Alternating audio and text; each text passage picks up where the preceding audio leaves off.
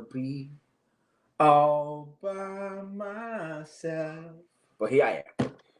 Good evening, Miami. Welcome to another episode of Fast Break. Message is probably all my co-hosts that disappeared on me.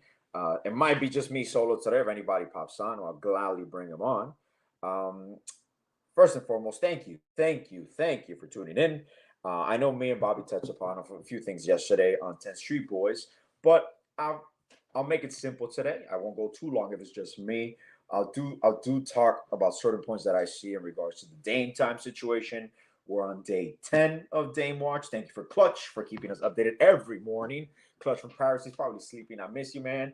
Um, it's turned into quite a little dilemma where we saw where it could be, where it was heading, where it wasn't going, and now we have kind of an idea of what the situation is going to play out. It's up in the air. It's the fake leverage game with Cronin. He came out and talked about it. I talked about it a little bit yesterday, but you don't really get the sense that he has, or he's trying to portray that there's no sense of urgency for him.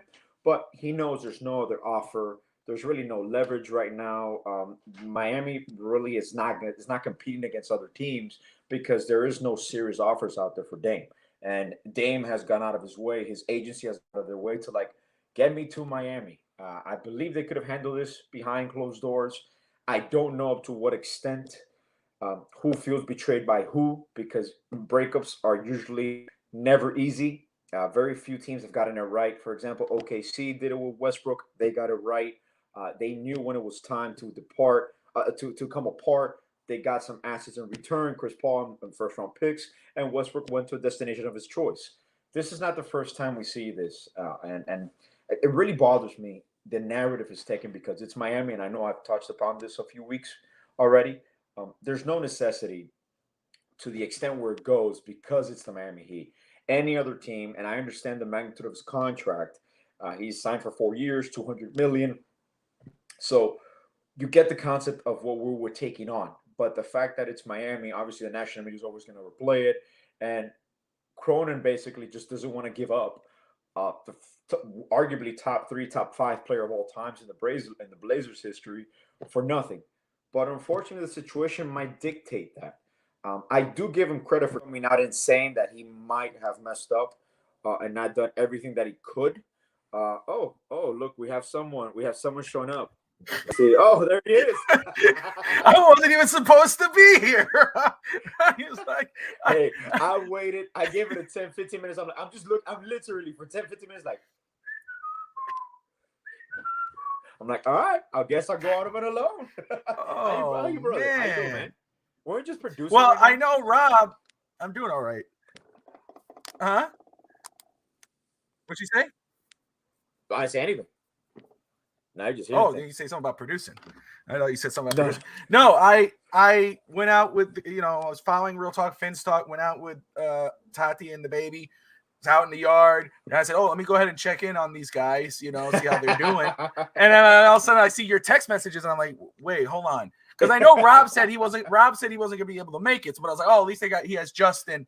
We're good, Okay. And so then that's when I was like, when I looked at the show and I saw you going, well, my co-host left me, and I was like, oh crap! I was like, I gotta go. Can you, bro? This is mayhem. Justin is probably on a flight. Clutch is a 6-hour difference in France, so he's not gonna be with us. Rob couldn't make it, but I'm glad you made it. We can have some talking points. We continue what we were discussing yesterday. Yes, yeah. Furthermore, before you came in, Bob, I was just talking about the Dame situation. Obviously, the Cronin press conference. I know we touched upon it yesterday, but I really didn't ask you for your perspective. So, what did you make of that press conference? It's him saving face around the league, maybe saving face with ownership and the fan base. I think ownership more. He really painted himself into a corner. He kind of, made that empty-handed promise that he was going to trade that pick. And yeah, he can't force any team to trade that pick. But, you did say you were going to try to build a winner, and you went off and you drafted Scoot Henderson, who could be, something great. I think he's going to be a damn good player. Mm-hmm. But Dame is sick of drafting young guys and trying to babysit. And I don't want to put the words, but babysit these guys and, make a one-and-done playoff run. He wants real guys who, real players who could give him a chance to actually win. But here's the issue. Nobody's going to want to go to Portland. Which superstar? We were joking about Boston last night. Yeah. Which superstar is going to want to go to Portland? Nobody. Portland doesn't sign free agents. Portland doesn't. They have to trade for them and then they have to trade for them, That's and the they only way. can't even do that. They need to hire someone from Boston who knows how to trade for superstars because they know how it is not to sign a superstar. They know everything about trading for one.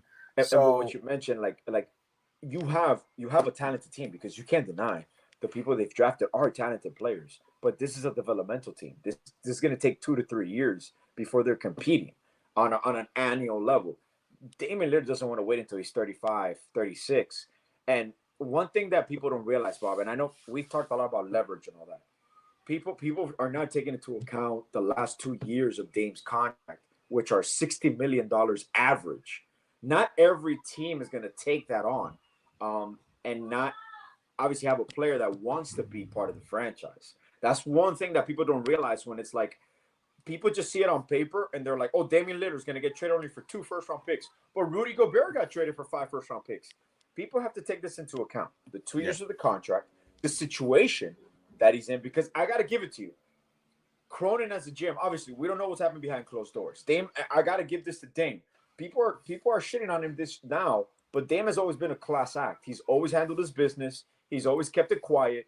He's answered questions when he's asked. This year, obviously, is the one that you've seen him most vocal and posting pictures of working out on the beach, working out in DR, the subliminal "Welcome to Miami" from Will Smith, and those little puns that we know now were obviously calculated. So at this point, you can tell he's pissed. They're not doing right by him. I'm like, come on, man. They traded. They were mentioning it. The last 3 players they've traded, basically they've accommodated them. They traded Gary Payton back to the Warriors. They traded Josh Hart. He wanted to go to the Knicks to play with Jalen Brunson. I don't know if CJ McCollum. I mean, that was the first sign that people didn't see. Once they traded CJ McCollum, you're like, what are they doing? Because they drafted Anthony Simmons. So obviously he started, trending upward, where he's a reliable shooting guard. Then you draft Sharp. Then you draft Scoot, because you're not going to trade the 3rd pick. You're not going to trade a possibility of Scoot Henderson. No. But if you're a GM and you got Dame Lillard, at the same time that you're like, okay, man, we're really technically in a slow rebuild, because that's what they're doing. And one thing that I approve, and I think it's amazing. Chauncey Billups actually spoke, and he said that him and Dame are really close. He understands the situation, because at this point in his life, it's more about himself, his family. So everybody across the league understands the situation, except obviously ESPN and Wojnarowski and Ramona Shelburne, that they're doing the front office. It's like at the certain point, man, like Cronin kind of caved in a little bit, where he started talking about the possibilities of the packages in return. So you kind of see where this is going. But when they started comparing it to the Ben Simmons, and we'll talk a little bit about him later, this could be like the Ben Simmons situation in Philadelphia. At the time that happened, you cannot compare Damian Lillard's standard in the NBA to Ben Simmons at all. Damian Lillard, even without a no trade clause, should have the given right to choose and work with management to get him to a place that he wants to go. So it's just like trying to trade away a Kevin Durant or a LeBron James. And not that Damian Lillard's a LeBron James, but he is a superstar player. Absolutely. They don't have a no trade clause, but you're not going to trade LeBron James to the Charlotte Hornets when he wants to go play for the Los Angeles Lakers. You could keep throwing out there, he doesn't have a no trade clause like Bradley Beal. Bullcrap. Technically, yeah, he does not have a no trade clause, but realistically, technically, he does. He does have a no trade clause where he can say, hey, look, if you would have said, the Miami Heat, if Bradley Beal would have said, my list is Miami Heat and the Brooklyn Nets, no one would have batted an eye. No one. You got a bidding war. That's fine. Yeah, that's cool. Yeah. Now it's all, but because he's saying Miami Heat, it's like, well, you don't have a no trade clause. You can't do that. You're locking us down. But it's like, and technically he has that right, and he's earned that right. Absolutely. I understand. I could see both sides where they're like, it's not fair. We're not going to be able to get this package. We're not going to get the best value in return, blah, blah, blah, blah, blah. But you can't be for player empowerment on one hand and then totally be no shut up and dribble and just take the trade or take whatever we're going to give you. No, This guy, they go, oh, he gave him $250 million over his career, or 500. I'm not sure how much they've given him. He signed 2. Yeah. So, but they say, oh, he's giving all. They don't owe him anything. That's a load of crap. They owe him. He could have easily 5 years ago gone somewhere else and said, I'm not going to resign. No, he said, I want to stay here. I want to win here. People were pissed at him, other people, other players, other teammates, other fans, because he was sticking there.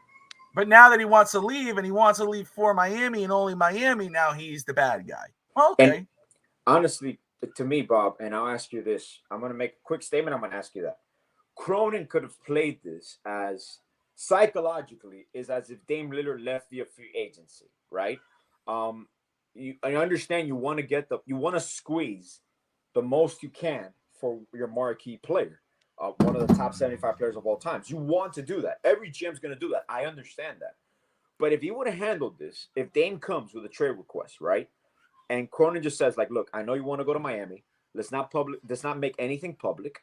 Let's just talk to the Heat. Let's get this done. We'll get it done as soon as possible. I know I don't have a market for you because no one's going to offer anything because you're going to make this, I think they try to call this bluff. Like they didn't think that Dame Lillard was going to go public with this and start like trying to damage his image. And it got to a point where Dame was tired. He's like, you know what? Fuck it. Let's go. We're going to go. And either way, PR-wise, if you noticed, he secured the media perfectly fine where everybody was on Dame's side.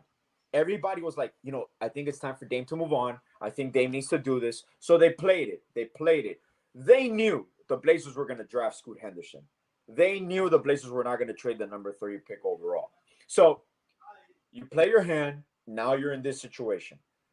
Cronin can see this 2 ways. You take the best deal that Miami gives you, or you wait it out and you let Miami give you another asset, a small asset, something that the Heat were willing to do probably either way. Now, you're in the Heat's perspective. Why am I going to bid against myself? Why am I going to up my offer when I'm the only offer that you have? Now, they could play this game, but I think in the long run, it could affect Cronin for the future if he plays this delay game and he waits until August. He waits until training camp. He played the delayed game. That's why he's in this scenario. He played instead of really putting a real team together to win. He tried to play the long game and hope that his superstar would be comfortable with everything and say, look, all the players. I like the players on the Blazers. I really do. They're very talented players, and I'd love their young squad. But yeah, they're not. You couldn't play the long game with this guy. He's been there for 12 years. You can't do that. You got to play the short game, and now it's bit you in the ass. I ask you this because I know what I would do, but you're Miami.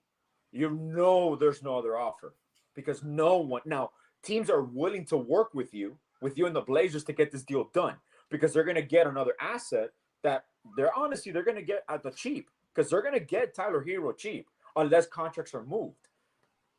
If you're Miami, do you call Portland? Do you try to finalize this? You don't want to go and delay this into spring because remember, you have pending free agents. Even though every roster is predominantly set for now, you still have pending free agents that I'm pretty sure you're communicating with. And you're like, look, when this goes through, you have an offer here. But you also run the risk of teams that are trying to help you out. They might pursue something else. So if you're Miami, do you get on the phone and you call Cronin's bluffing like, look, man, we'll give a little bit more, but let's get this done now. Or do you wait patiently? You play the waiting game, and you just wait for him to fold. What do you do if you're Pat Riley and Andy? Well, I would like to get it done as sooner rather than later. Get it done so I could focus on getting these other guys in. Okay. What I'll probably do is I'm not going to call Cronin. I'm going to go ahead and call the Brooklyn Nets. I'm going to say, hey, look, what can we do in order to get this deal done? So you take Tyler, we'll get you Hero.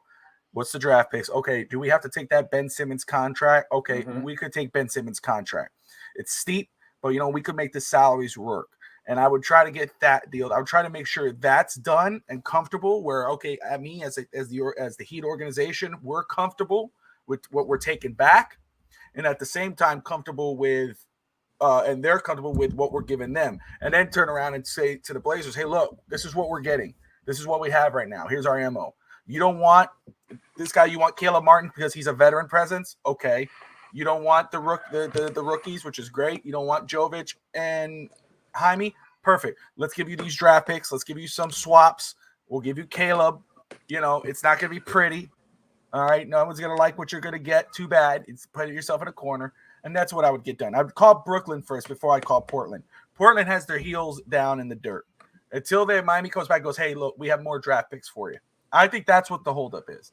They need more draft picks. They want to look like, hey, we got a lot of assets. We are good to go. We didn't get fleeced.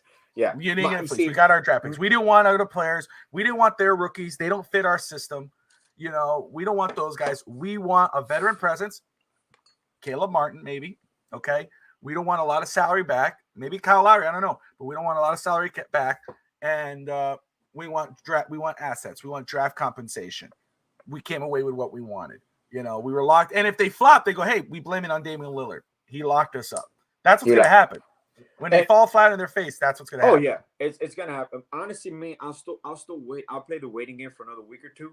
I do call one last time because, remember, this might turn into a 4 or 5 team deal. That's the complicated part here. The structure is there.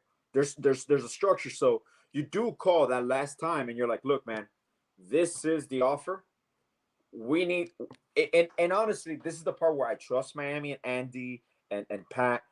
You talk to Cronin, you're like, you're only hurting yourself the longer you wait, man. The inevitable is going to happen. Dame Lillard is going to be playing for the Miami Heat. It's just, let's get this resolved. Let's be big boys. Cut your losses now. You're still going to get a decent return because we're still assuming that contract. Now, this is the part where you get into the Nurkics. Like, if you're moving Nurkic, if you're moving Simmons, if you're the Nets, that's the part where you start, like, this is a framework. Are you okay with this framework? We can work around this framework. But if you don't agree to this, we got to cut this now. We got to get this done some way, somehow. So you can wait. I can wait. It's going to be a mess for you. It comes training camp. We kind of have an idea of what we want to do. We have our subsequent moves. I mean, in league circles, this goes around. So, like, I don't see this. I don't see this dragging on for more than 2 weeks. I honestly don't. To me, and first off, Anthony, good to see you, brother. Thank you for tuning in. And I want to touch on that. But what I want to say though, when you're talking like Ramona Shelburne, thank you, Adrian Rojanowski. I got it. You know what I'm saying? Push through, man. I'm fighting. But I wasn't even supposed to be here, damn it. I was all happy. Bro, I had an off night. You can misspell. You can be mute. You can mute your button. It's cool. I wasn't even supposed to be here, But no. Appreciate me. Listen, when they're saying this could go into September, when they're saying August, September, that's just that's Cronin. That's him feeding it to them. So that way Miami goes, okay, we got to up this so we can get this done. We don't need it to roll into that. We don't want to have this distraction on the team rolling into camp. That's what that is. I don't believe it. I don't buy it. Anthony, in regard to what you're saying, I absolutely agree with you. I think it's and I've listened to some of the fan base, but that's really on, and I don't want to say the Trail Blazers organization, but really on Cronin and them. On Cronin. That they're turning the fan base. The fans are mad at the team. I would be too. I would be too. Because now you got one of our speaking as if you're a Trailblazer fan, now you have one of our top players, just like when we were in Miami Heat and we lost Wade, and Wade didn't get, Wade should have been compensated for all those times he took less money. And it affected us. It affected us. It affected for 2 to 3 years. Yeah, remember that. It did. It bit us in because a lot of players looked at you and went, whoa, Wade was your guy. Wade brought you those 3 championships. If it wasn't for Wade, LeBron never would have came here. No. I don't care how many championship rings you drop on that table of your Pat Riley. LeBron would have went somewhere else. Bosh would have went somewhere else. Bob, I got a theory on that. What? I think I don't know the negotiations that happened. Remember when LeBron left and Bosh got the max contract right away because obviously he was only like 20. He was only like 29, I think, or like. I had nothing wrong against that. Nothing against that. That was fine. Wade didn't get the max contract. No. I know that he started seeing deteriorating, but I do believe that Pat might have had something personal against Wade because he felt that he knew LeBron was leaving and he didn't say anything. I don't know. I've never asked that, and I've never got any source of that information. But I've always thought about it. I'm like, why didn't they max Wade? Yeah, it didn't make sense. It did not make sense because even if you could say, yeah, Wade's not the same player, blah, blah, blah. Exactly. But it's first off, he was still, especially in Miami, he was still Dwayne Wade. He could still win you games. He could still be that guy. Somewhere else, he wasn't, and you lost him. And he had probably had 2 more years, of which he did in Chicago, whatever, of Yeah. decent basketball. But you owed him that. You really did. It's what what he brought you as a player, the cornerstone of your franchise, in which Damian Lillard is right now.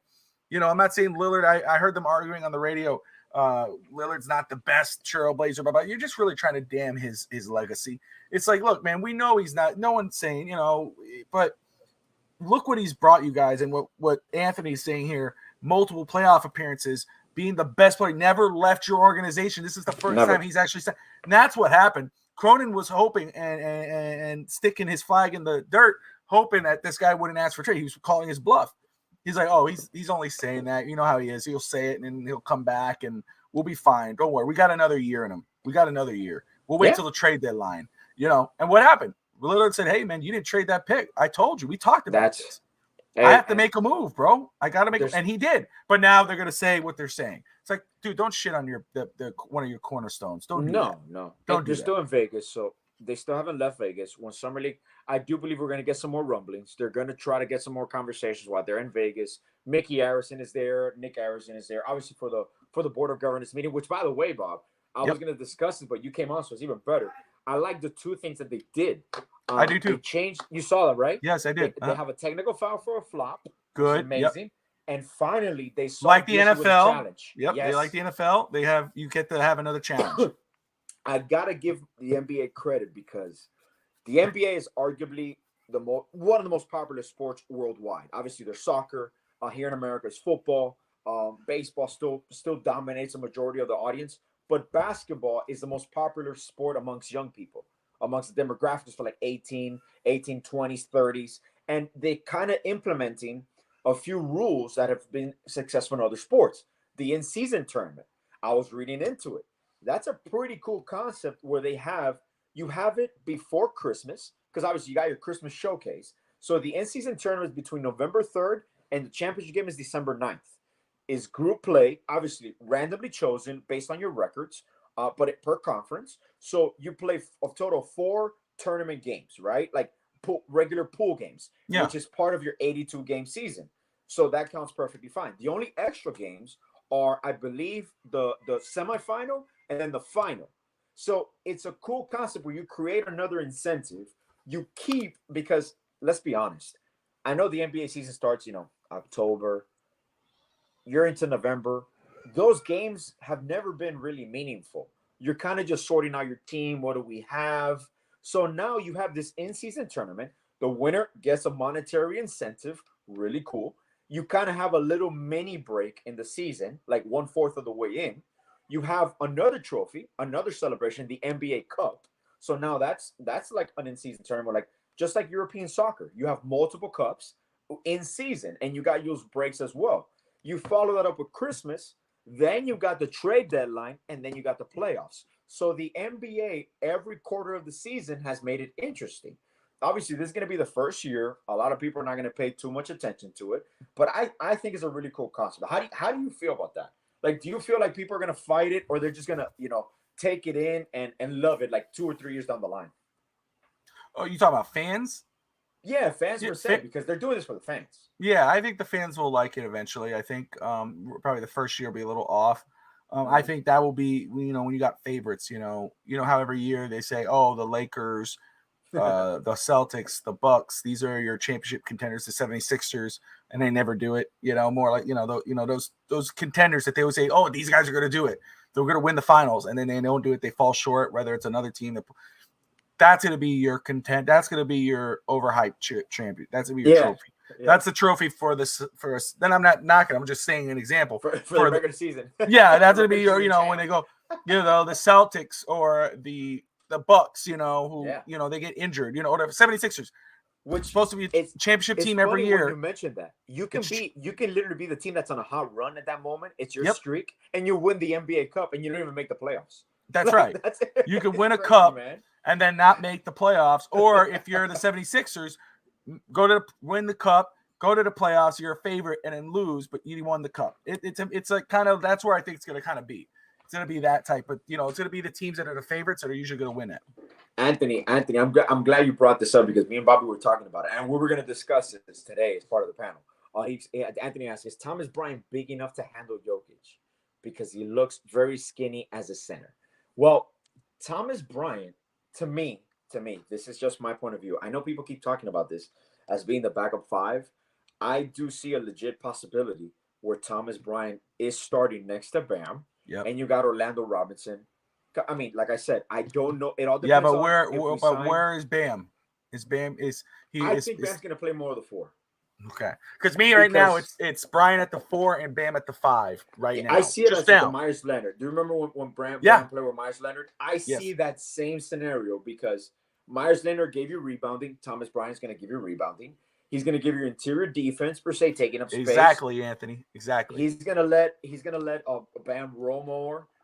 Bam, obviously, I do believe even with Dame Lillard, once we acquire Dame Lillard, the pick and roll game with Dame and Bam, as you saw in the Olympics, it's going to be second to none. Then you throw Jimmy into the mix. All of a sudden, Jimmy doesn't have to carry the offensive load as much. I'm telling you, this setup, and it all depends. I do believe Bam and Bryant starting is the contingency based on if we sign Christian Wood, depending on the free agent, because I do see, obviously, hopefully we keep him, and I think we're going to keep both of our rookies. You got Jaime coming off the bench. You got Nikola coming off the bench. I do believe Nikola is your point forward off the bench, where he's going to have the ball in his hands a lot. And I do see Orlando Robinson playing. Now, Spo, usually these undrafted players take 2 to 3 years to get actual rotational minutes. But I do think Orlando Robinson's ahead of the curve. He's athletic. He can shoot. So he gives you range. And he has great footwork. People haven't seen this, but defensively and he's a great rebounder. So I do believe Orlando Robinson can crack the rotation this year as your backup five, especially if you trade like your Martins. Obviously, you're maybe going to move Lowry, or you're going to keep him and move him in the deadline.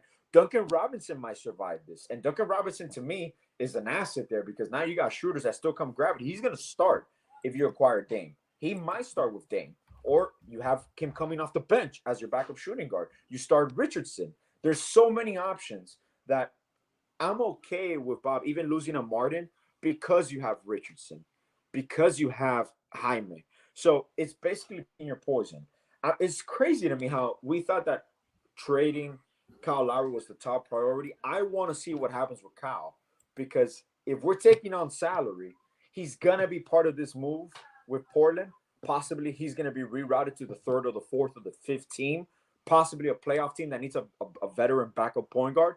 You're looking at the Pelicans. Even I doubt the Mavs are going to get into it. I know Spurs, and I don't see the Spurs acquiring Lowry even in a mentor role. Like I don't see that happening. I do see them either the Clippers or the Pelicans, a veteran team that has playoff aspirations and need veteran presence. So it's going to trickle down, and the only domino you're waiting for is Damian Lillard. So once again, the NBA is kind of at a standstill. The same thing that happened with Kevin Durant last year. It's the same situation, just a little bit less down because free agency is already in full effect. There's a lot of situations that are going to just fall into play when Dame Lillard is there. I hope there's a resolution quickly so we can get to these. Absolutely. And, obviously, that's an interesting part. So obviously, the Sixers. The Sixers with Lowry. The Sixers are still, to me, a dark horse to acquire Lowry. They might be included in that deal. Home. Yeah, I do see that a possibility. So, talking about Jaime and Jovic and Orlando Robinson, players that could be on the opening day roster, players that could be in the rotation throughout the season, but one thing we do have to account for, because I know it's like, man, if you give up Caleb Martin, you give up Kyle Lowry, maybe Duncan, Tyler, you go, damn, what are we going to have left? If we're just going to have 3 superstars, 2.5 superstars, no shooters. You start going, well, hold on. The other thing though, too, is where's your rotation? It's the same thing. It goes with like the Phoenix Suns, but again, it goes with the same thing with Phoenix Suns. When you have star players and teams and players who are still free agents, look at you and they go, well, damn, look what they did. Look what that team went to the finals with nobody. Look what they could probably do with Butler and Lillard. There are going to be guys who are available that should be being paid more that have come for a lot less. You know, we talked about him. We brought him up a while back. Talked about him now. Christian Wood, obviously, is one. Yeah. You know, he's arguably the top pending free agent that could make an effect in Miami. Well, I know there's other players you can acquire shooter wise. Well, I'm talking about free agent Kelly Oubre. Oh, free agents? Yeah, Kelly Oubre. I love Kelly Oubre. You know, what about this? Is an interesting name. He has the competitiveness. You know, he's tough. He's butted heads with Jimmy before in games, not on separate teams, butting heads. T.J. Warren. He's still a free agent. He's still a free agent. T.J. Warren is still there. And he's think about that off so much. That sucks, bro. It does. He has fallen off, but think about what he could be on this roster in the playoffs. You know, with that competitiveness. You know, let me see here. There's some guys that are young. And we even talked out of this rotation, Kevin Love. Even though Kevin Love is going to be that veteran presence, Kevin Love could give you certain minutes. I wouldn't discount. I don't think he starts, but I wouldn't discount that he could actually start as well. You never know. You never know where this is going. So let me run injuries too. So this name is interesting. He's younger. They say he's a free agent, still available. Is Ayo Dasenwa from the Chicago Bulls. But he's a restricted free agent. He's restricted. It says free agent. It says free agent. I don't see restriction on here. Okay. Because even Jamal, I forgot about this. Jamal Cain is still technically a restricted free agent. We still can match any sheet. Yeah, he hasn't signed a contract. So I'm gonna get a standard contract like Orlando is, and possibly Bouger. And we'll talk about it now to see who's gonna get the 3-2 ways. Because there's some shooters that they're interested in, obviously. I know you've mentioned Peterson, Powell can shoot. Peterson is, I think, one of those 2 ways, dude. Chase is going to get I think, guaranteed. Terrence Ross. Now, I'm talking about free agent. Terrence Ross is a name to look out for. There you go. That's another player, I'd say. Man, he's killed us every time we played him, bro. But yeah. From Toronto. So that's why, Magic. I'm not worried about what we're going to lose. Yeah, there's guys that Duncan Robinson, if he's moved, that's going to suck. I'm going to miss Tyler. Those are key pieces, but there are players out there still available. You put into this system as veterans, they're going to help your team. Okay. Absolutely. I mean, your starting group right now is let's say after a Dame Lillard trade is still pretty damn good. I mean, with, you lost Strus and Gabe Vincent, but again, like I said last night on East 10th Street, is that nobody knew who those guys were before they came to Miami. Nobody. So to pretend that, we lost them and now the Heat have gotten a lot weaker, bullshit. The Heat make diamonds out of coal, Yeah. So we just polish them. Exactly. So like players that are undrafted, guys that you never heard of, those are the guys that are gonna shine for Miami. Players that have been cut and forgotten are the players that are going to blow up in Miami. Caleb Martin is another one, like either one of those guys who kind of was on the low end. People were like, we could sign him. He'll be good for our bench. Look what he did. Look, he was a key piece as to why Miami made such a deep run when he shot that 3 over Giannis, where Giannis was right in his face, and it was that freaking clutch 3. You can argue that Caleb Martin was your most consistent player all year round. Till the final. Was the one that gave you. He didn't miss any time. He was productive. He shot a high percentage. He just played out of his mind. So I don't have, like you said, Bob, I don't have any problem with anything Miami season. To answer Anthony, those names that we mentioned, Anthony, remember them. Obviously, you got Drew Smith, I believe, is on a 2-way right now. You can interchange those. You can change that into a standard contract. They like Drew Smith. I do believe Bouger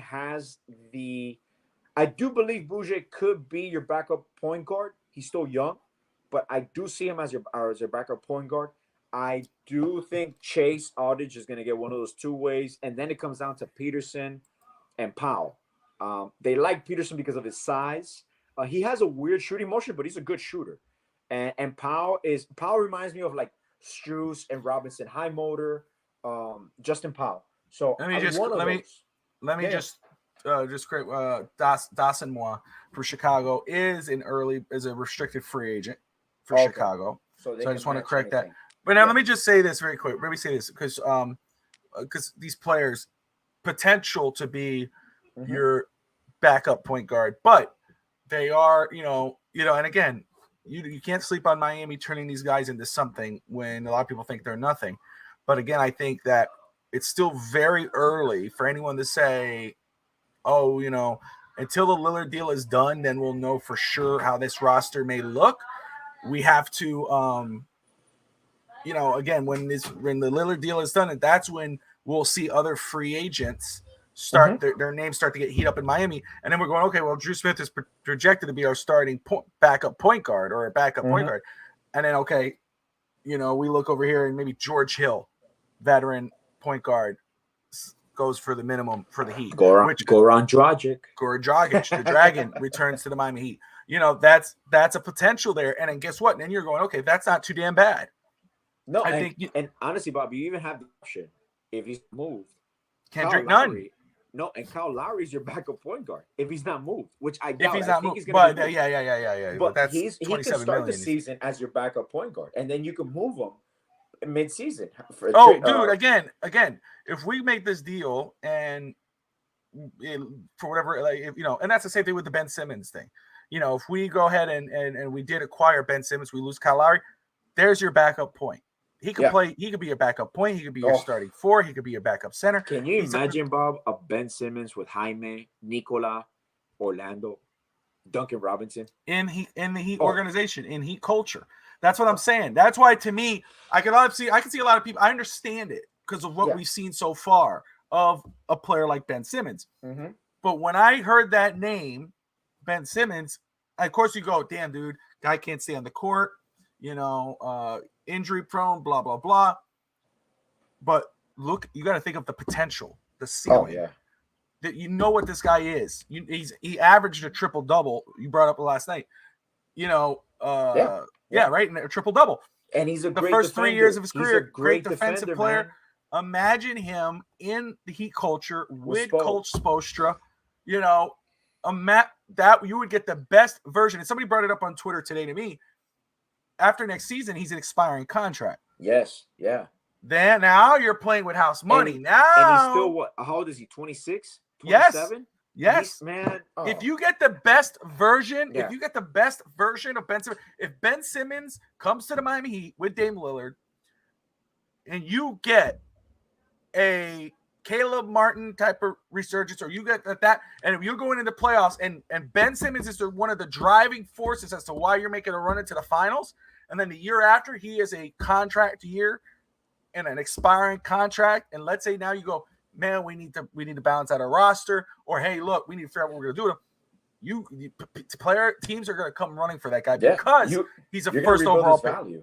Dude, you're going to rebuild his value once 100%. That's why for me, if he comes back healthy, because a lot of people have taken. I know they talked about his mental block, but he legit had back surgery.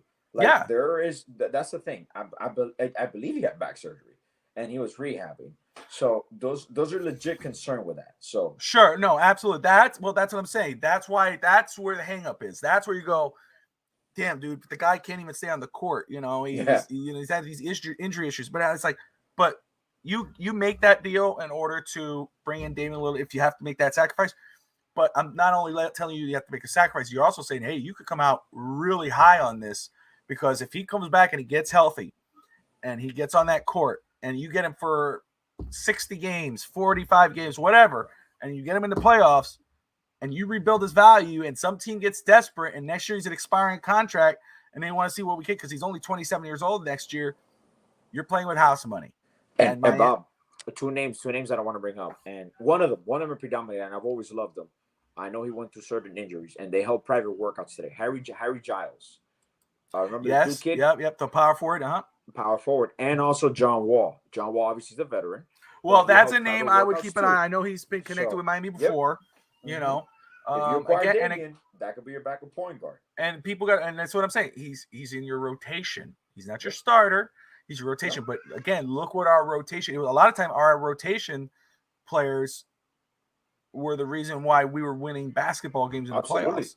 Absolutely. So think about that. If what your bench could look like in those scenarios, and then you go to our summer league team, and the reason why Heat fans should be more excited about their summer league team than most others is when you look at those undrafted free agents from the playoff run. No other team had undrafted free agents, nobodies. I don't mean it like that, but I just mean nobodies to the NBA contribute more than the Miami Heat. So those guys you're watching in summer league could be some big time contributors for Miami, because Miami looks for those guys. They don't just bring guys on just to bring guys on. They bring on guys who, when the time comes and their name's called and they have to come on the court, whether it's to come in for an injury, start one game because players are sitting out, or to wrap up a game, they're putting in contributed. They're coming in big minutes. They're contributing in a major way. They're not just sitting. They're not just there being rolled over. Their San Germán is playing freaking, I don't know what they're playing. I forgot the name of the team they're playing, but they're in the playoffs in Puerto Rico. Oh yeah. Okay. He's watching. I got you. Yeah, they're watching the BSN playoffs. Yeah, you heard them. And so they're down 3-1. They won last week. I mean, they won 2 days ago. And I told them, I said, when a team's down 3-0, that's your best chance to win. Because they're like, oh, they're gonna make them win because they're in the hometown of the other, and they want them to win on their home court. That's not how it happens. Yeah. First of all, the league, it's better for the league to go 7 games. Oh. It's more money to go 7. They don't give a damn about celebrating on a home court. In Puerto Rico, is it 7 or best of 9?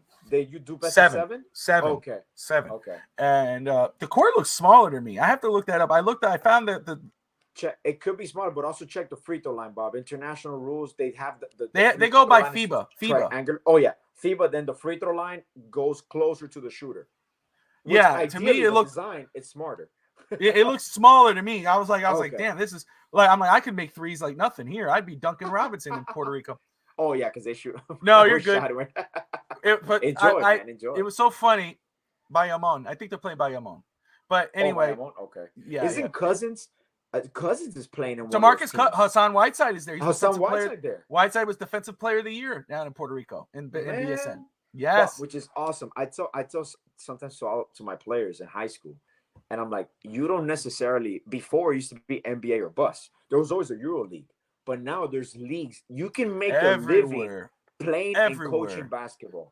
You could play in China, and you make good money there. You could play in Puerto Rico, and you get paid good money there. You get paid these. Hey, you can make a living, bro, anywhere. Playing and coaching what you love. And they're a very passionate fan base, BSN. And it was so funny because I didn't know what it meant. And I told Tata, I go, BSN. I go, what is that? Boricua Sports Network. And she goes, no, you stupid ass. Oh, my bad. I was like, hold on. I forgot what it was. I don't remember what she said specifically, but it's not Boricua Sports Network. You would name something Boricua.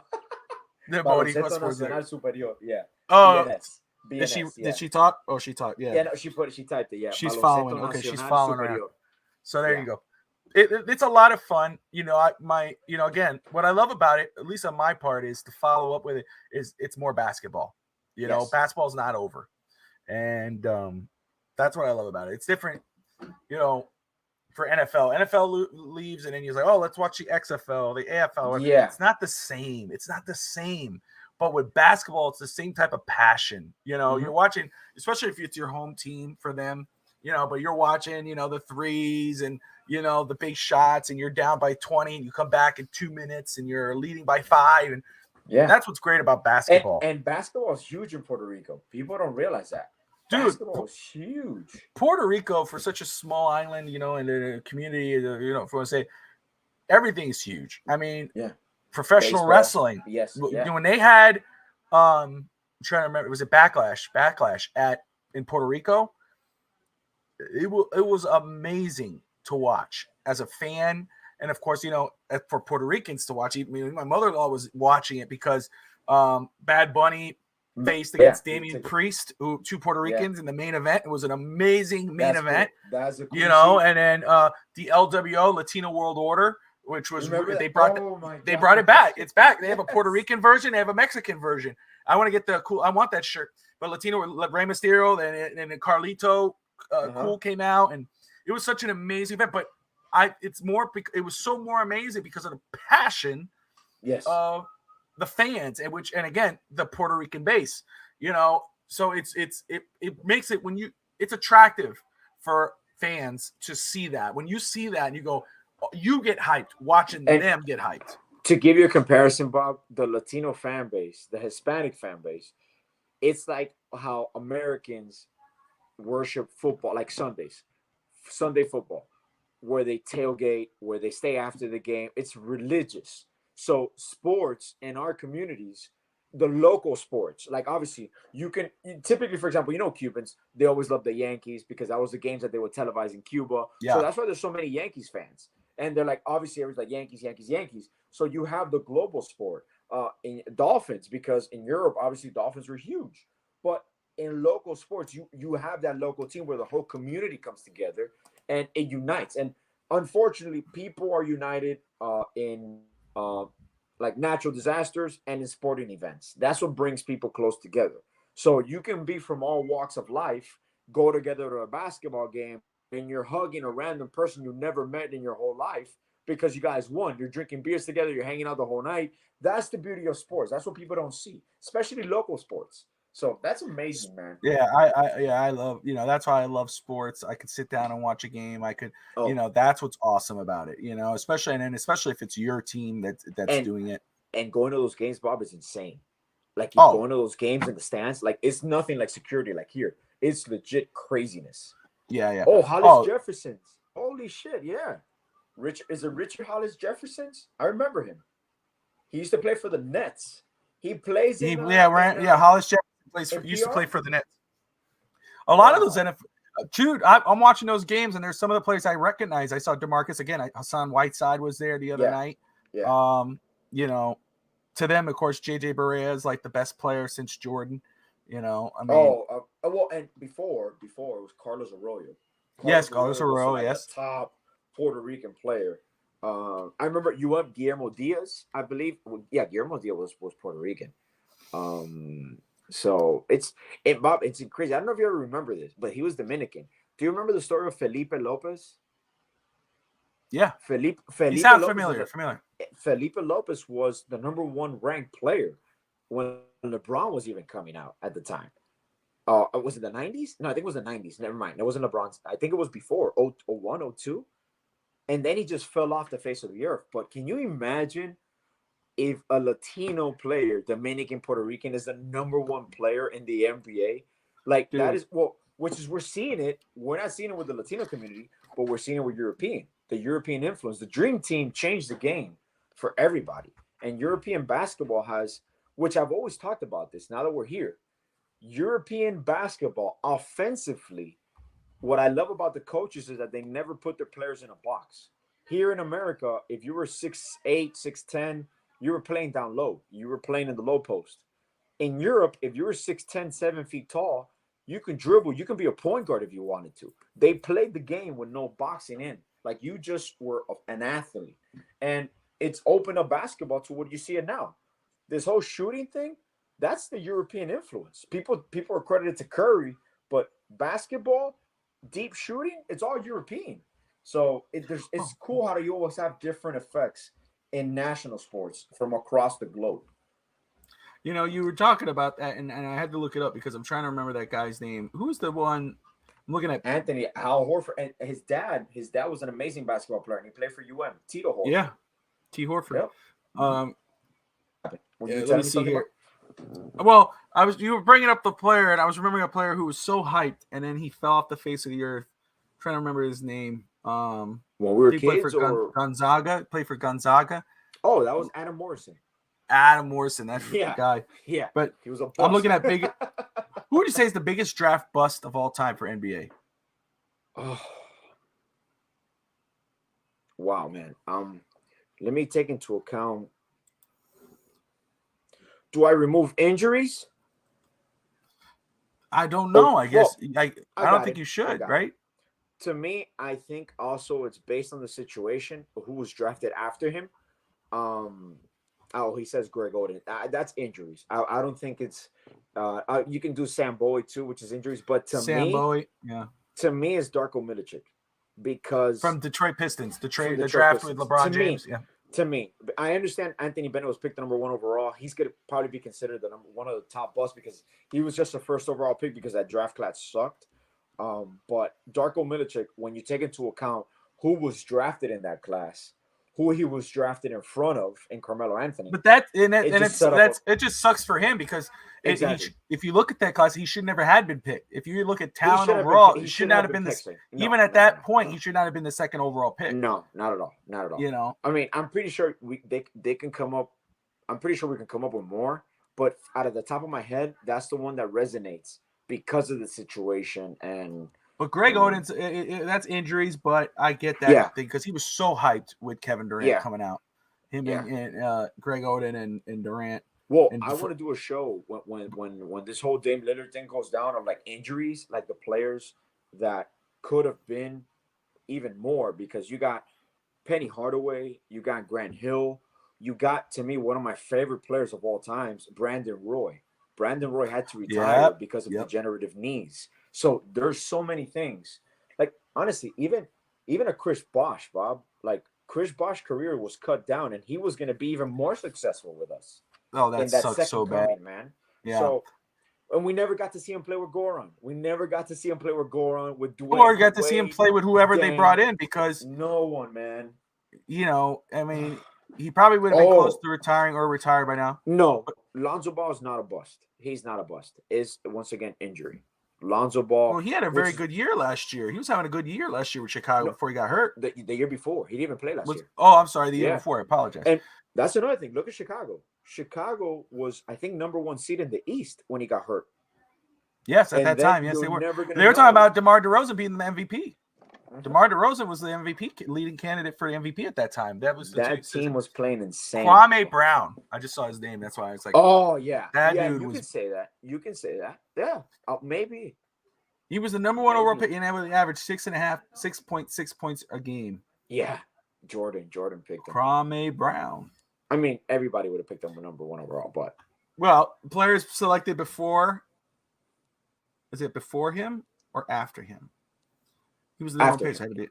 So Tyson Chandler, Paul Gasol, Jason Richardson, Joe Johnson, Zach Randolph. Paul Gasol was #2, I think. Yeah. Or no. Right? Let me see. Well, yeah, you see the second player, and I guess you could count that as the reason why it's a bust more against the team than it is against the player. But like Greg Oden was #1, right? And then it became Kevin Durant was the Sonics, Al Horford, Joakim Noah. If you go to Darko, Carmelo, Wade, Bosh, that burns. If you were the general manager that made that pick, like, dude. You know what's crazy? I think Portland didn't pick Durant because they had Brandon Roy. And then you lose Brandon Roy. But you see, that's my problem. Like, it's those like are the things you got. That's my issue. Talent, it's like, man, you got talent, dude. Talent, man. You could, Brandon Roy, if he's your start, you move him at guard, or you put or Durant at the 4, and you keep him at the 3. There's things you can do to, but you go, man, no, let's get the starting center, and I get it. The dude, the hype was real with him. I mean, the hype was real coming out of college. In the pros, it wasn't. But you know what's my strategy, Bob, with that? And I don't know if a lot of GMs do this. I feel necessities through free agency, but draft, I'm always gonna go with superior talent. And obviously, you're fit. You can have the team fit, which kind of like what you touch upon this year with Jaime.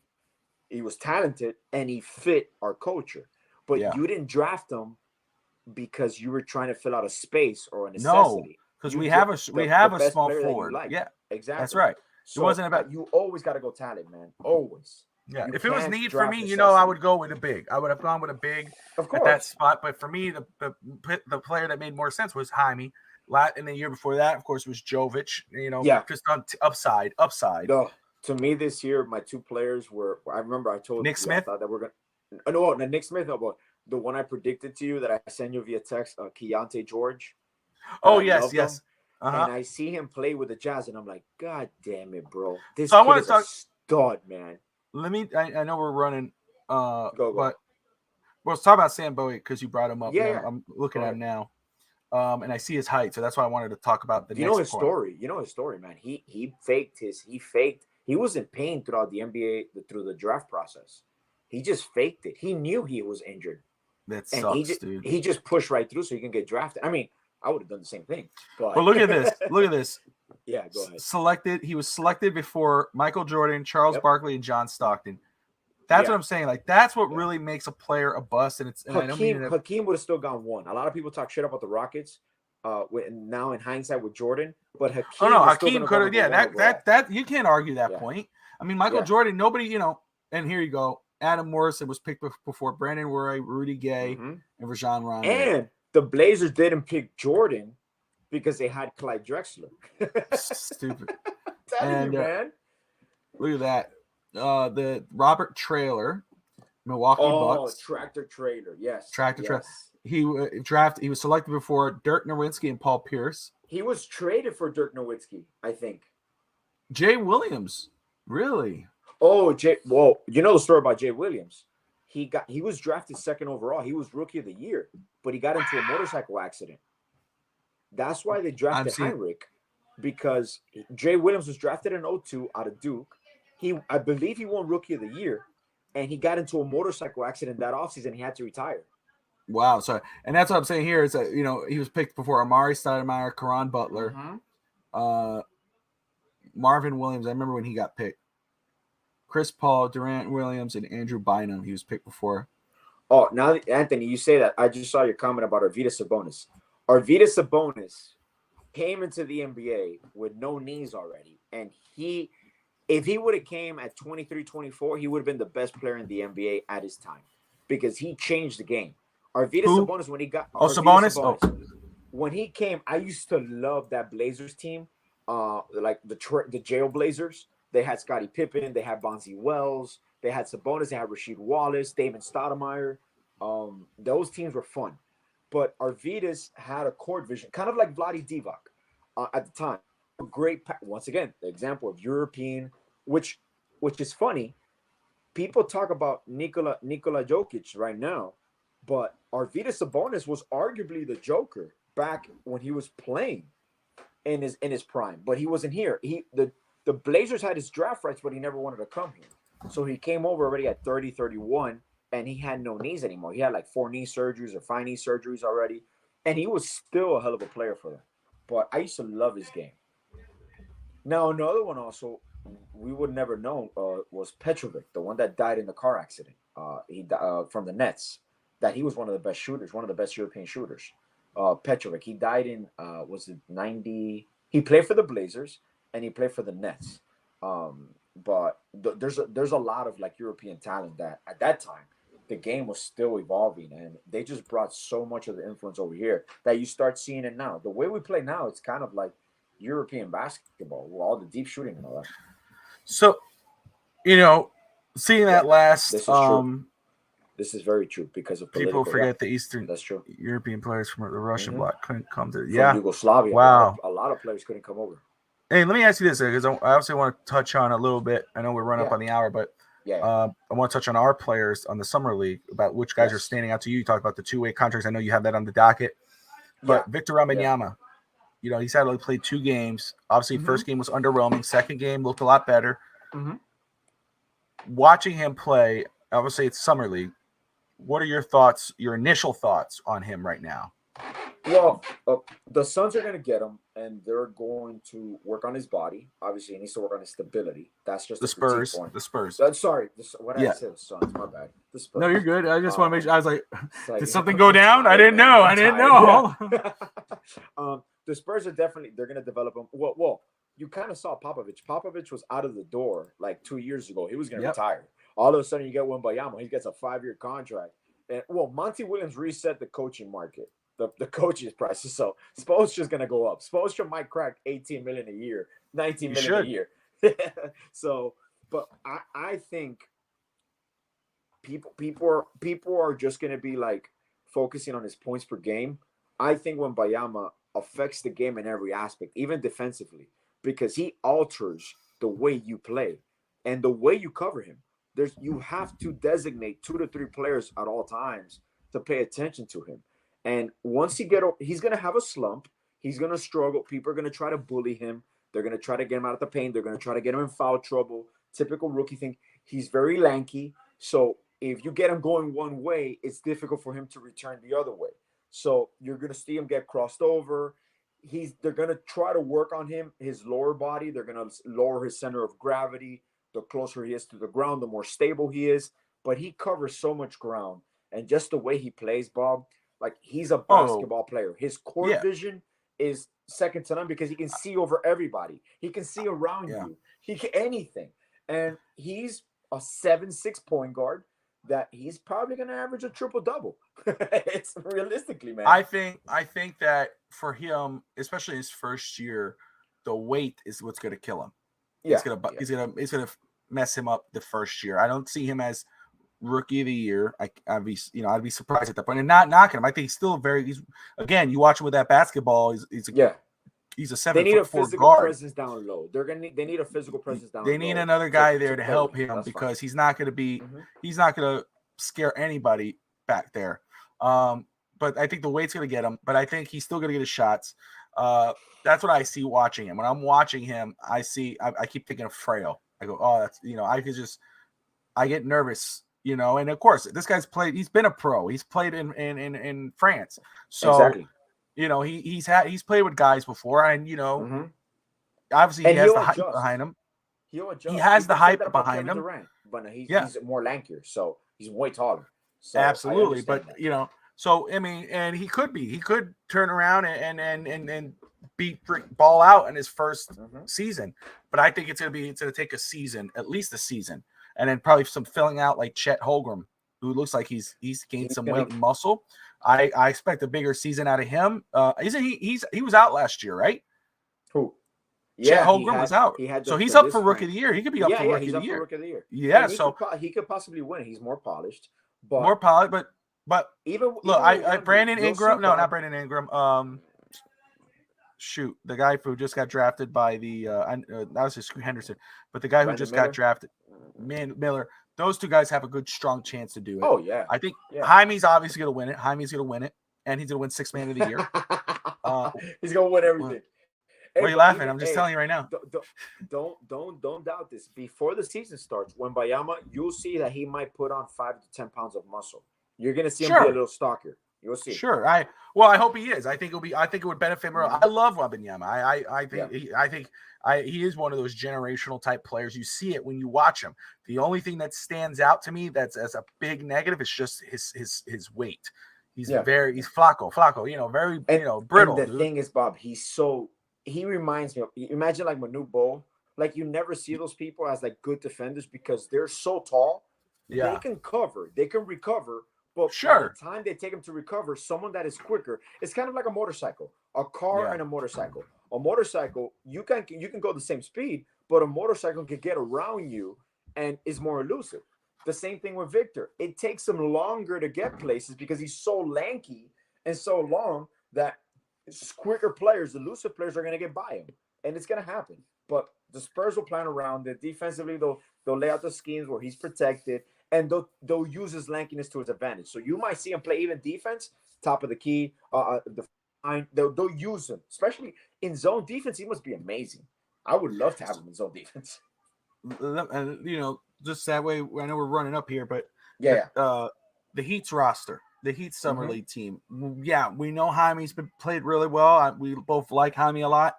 Jovic, we like them. We're hoping that they're not included in the trade, but we'll see Yeah. what goes down. But the guy's more than likely not available in the trade. We know those two might be, or one or the other, or both. So, but we know that we both want them, and they would be on the roster. But let's talk about guys that wouldn't be included in that deal because they haven't made a name for themselves. You brought up Bougier and Kane, Peterson, Robinson. Who are the guys who've impressed you the most? And then, of course, you talked about two-way deals. Who are the guys that get those two-way deals, man? Yeah, well, this year is cool because part of the new CBA, you get 3 two-way deals, and obviously for people that don't know, two-way deals, they can play up to a maximum, I believe, of 50 NBA games, and they have to go in and out. They're your player, so they go to the Skyforce, they come back.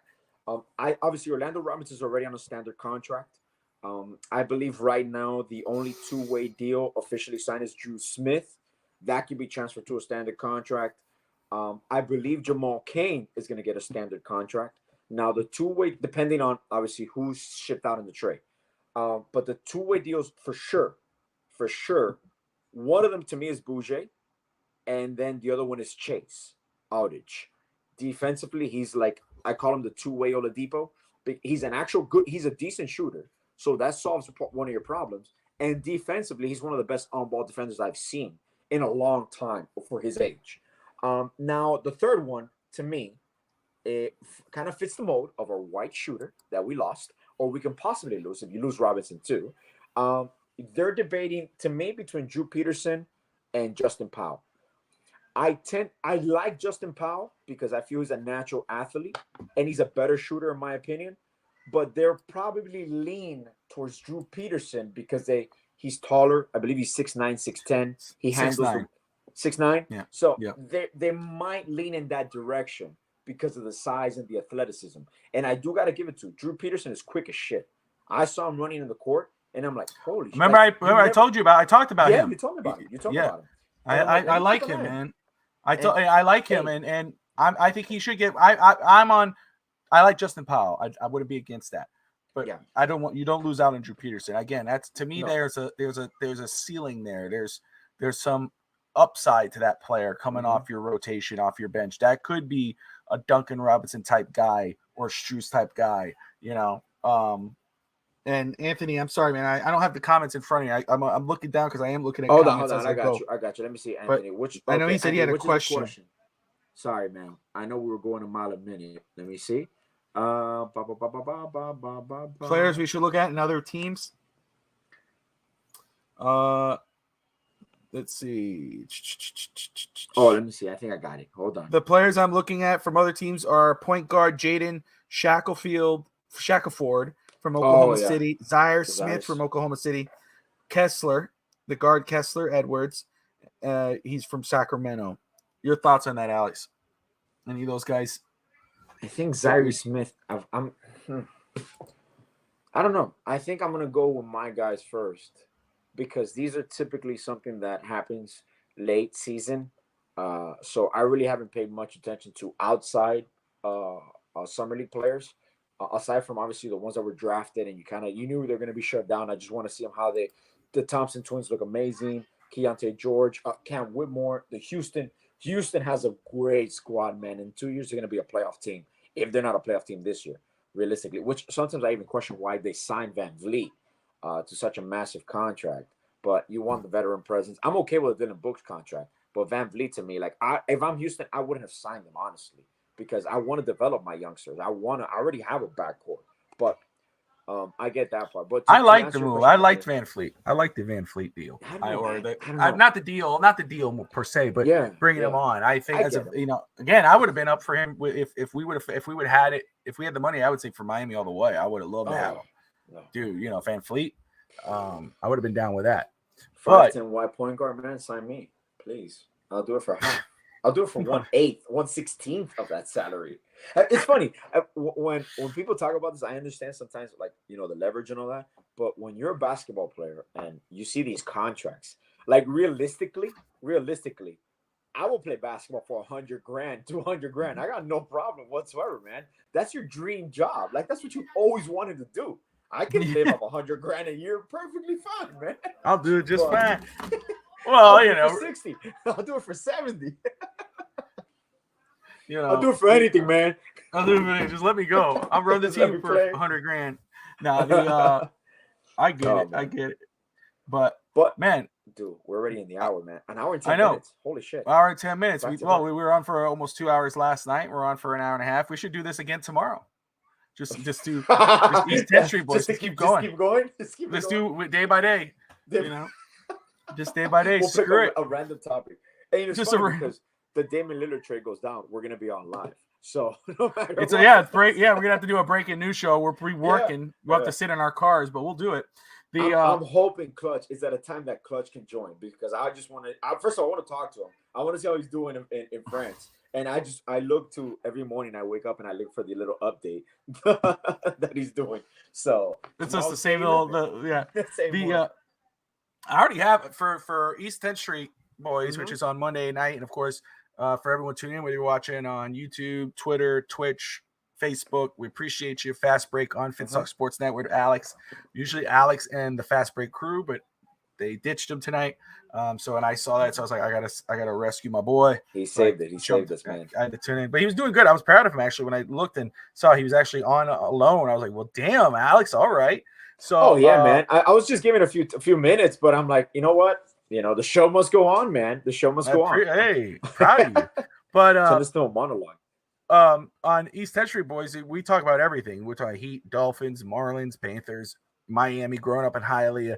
So join us on Monday nights. Obviously Tuesday nights fast break. Next Monday night, I want to talk about everything that's going on. We're going to catch up on sports, more talking about Heat and Dolphins, etc., and Marlins. But I saw finally that we talked about it the other day about DC and the Flash movie and what James Gunn's going to do. Well, they finally revealed some of the cast for the new Superman movie. Oh, I haven't seen it. They got the new. They got the new Superman movie. Who is it? Well, they let me make sure. I was going to save that for our East Century Boys, but we can talk more about it. No, you're good. So actually, the guy who's playing Superman is David Cornsweet, who I've never heard of. Who? Exactly. Cornsweet? Corin Sweat or Swat. Let me see. Let me pull him up. He's 30 years old. Damn, Bob. Kyrie just signed a shoe deal with Anta, the Chinese brand. 5-year deal. There you go. Hey, by the way, you see Jimmy Butler? Jimmy Butler's doing Jimmy Butler. Yeah, he went there. I saw that. Doing the China tour, man. I did see in Wimbledon today. That's awesome, man. So he is your new Superman, David Cornswat, whatever. He seems pretty new. Yeah, Corenswet. And then your Lois Lane is Rachel Brosnahan, who is from the Marvelous Mrs. Maisel. Okay. And she's from House of Cards. She's a good actress. I like her. And that's the show that made her famous, was The Marvelous Mrs. Maisel. So she's your new Wonder Woman. But that's what's coming out so far. That comes out next year, July 11th. 2 years from now. Wow, July on the 2025. So very cool. But how's Puerto Rico doing? Oh, I don't know. Well, go check what San Germán's doing. Hurry up. I'm Damian Priest 1. I'm not asking about WWE. I'm asking you about the game. NXT. I don't know. You know? What's up, buddy? That's Tristan. For everybody tuning in, that's my son. That's our producer. That's our producer. Tristan. This guy. He's always saying, "Can I get a YouTube channel?" I'm like, "No." He's like, "Why do you have one?" I go, "Excuse me." If one of those East Century Boys, I think it'd be cool if you do it with Tristan and I do it with my son, and we just sit down and talk. That would be a cool East Century little boys. That's right, East Century and the kids. Tristan, stop. Anyway, the sorry's on. Did you hear the crash? You hear the crash. You see the stare, and then you wait for the 2 seconds, and then you hear sorry. Kids, man. Oh man, it's funny. I laugh now, but when my son does the same thing, I want to kill him. So I understand what you want to do. That's okay. Well, I'm on here. I can't. Yeah, that's right. And we need to end the show now. Yeah, we need to go. All right, Miami. Thank you much for tuning in. Thank you, my brother, for coming in and joining me on this. It was funny because I thought I was going to be on for like 10 minutes. This happened to be an hour and 15 minutes. So, what do we got tomorrow, Bob? It's Once Upon a Sunday, which is fantasy football. Look, fantasy football is coming up. Cool. This is when everybody gets their leagues, starts getting their leagues ready, or start prepping for the draft and all that whatnot. Your company, your friends, whatever. Once Upon a Sunday, Josh Kimmel, Justin Burley, Viking Dave, three fun guys. One of my favorite shows to watch. I'll say all my shows I love all the shows here, but I'm talking about one of my favorite shows personally to watch is fantasy, because they're a lot of fun, but they also give a lot of great insight about who to draft, who not to touch, what guys could be bust, et cetera, et cetera. Not bust obviously as players, but bust as fantasy football players. So if you want to help yourself win, watch them tomorrow night at 8:00 Eastern. And we'll continue Dame Watch. Tomorrow's day 11. So thank you, Miami, for tuning in. Thank you for sticking with us. Don't forget, always like, share, and subscribe. Much love, Miami. Stay safe. Peace.